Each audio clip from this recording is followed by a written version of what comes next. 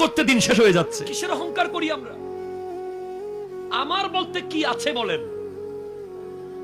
জন্ম দিয়েছে আরেকজন, শিক্ষা দিয়েছে আরেকজন, চাকরি দিয়েছে আরেকজন, চলতে শিখিয়েছে আরেকজন, বলতে শিখিয়েছে আরেকজন, মরার পরে কাফন পরাবে আরেকজন,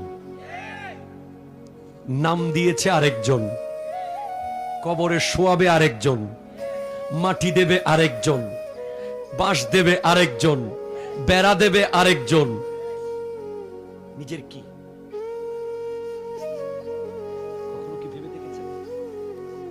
আল্লামা তৈয়ব শাহ কিবলা রহমতুল্লাহ আলাইহি তিনি বলতেন, কারো দিকে যখন তুমি একটা আঙ্গুল দেখাবে তখন মনে রাখবে তিনটা আঙ্গুল তোমার দিকে আছে।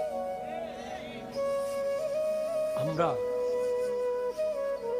আরেকজনের ব্যাপার নিয়ে, আরেকজনের জায়গা, আরেকজনের জমি, আরেকজনের দেওয়া ক্ষমতা, এটা নিয়ে যেই বাহাদুরি করি, আজকের দিনে আমাদের চোখ অন্ধ হয়ে গেছে অহংকারে অহংকারে।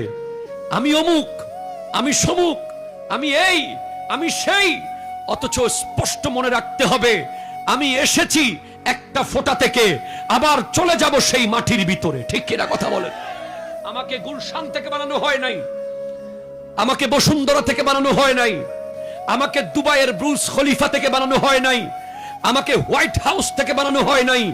মিনহা খালাকনাকুম, মিনহা খালাকনাকুম।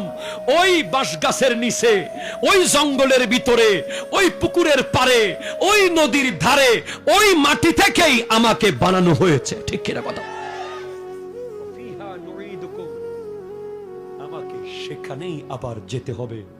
ওমিনহা নুখরিজুকুম তারাতান উখরা, শেষবার আল্লাহ সেখান থেকেই আমাকে তুলে নেবে। আমাকে দামি কোনো ফ্ল্যাট বাড়ি থেকে ডেকে নেবে না, আমাকে দামি কোনো রেস্টুরেন্ট থেকে ডাকা হবে না, আমাকে ওই মাটির ভেতর থেকে ডাকা হবে। আর আমার নবী বলছেন, ইয়াউমা ইউবআসু কুল্লু আবদিন আলা মা মাতা আলাইহি, কাল হাসরের মাঠে যে যেভাবে মারা যাবে সে সেভাবে উঠবে।